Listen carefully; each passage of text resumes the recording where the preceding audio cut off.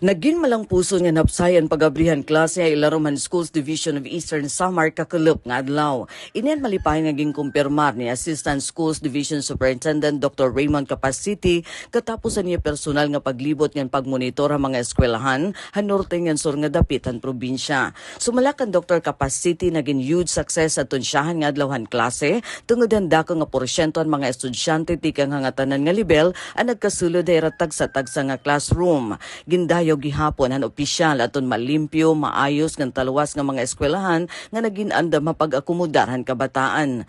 Tungod hinidakan niya pagtuod nga adtonsyahan nga adlawhan klase nagtikang god hintama.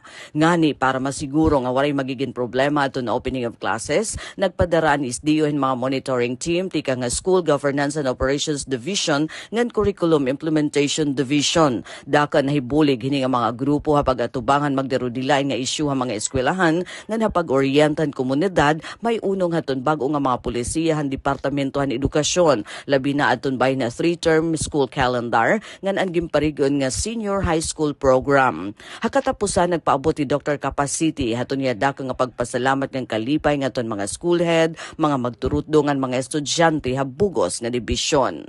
Samtang haluyo naman nga balita, mahugot naging kondenar ang Schools Division of Eastern Samar ang brutal nga pagpatay kan Anthony Pardilan ang tinubyanan nga school head han Naga Elementary School habungtuhan kinapundan. Iginpahayag ni SDS Capacity aton suol nga grabe nga reaksyon han bugos nga dibisyon salit na nanawagan ni Rhino Hustisya para han biktima.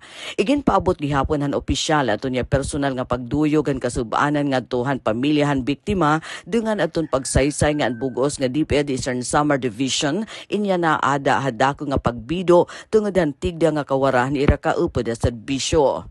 Yan na nga takna padayon pa nga ginihimo ang investigasyon ng mga otoridad agud makilala nga madakop ang mga responsablehan krimen. Para Habagong Pilipinas, Daisy Lalosa Bilizar, Radyo Pilipinas, Radyo Publiko, Borongan.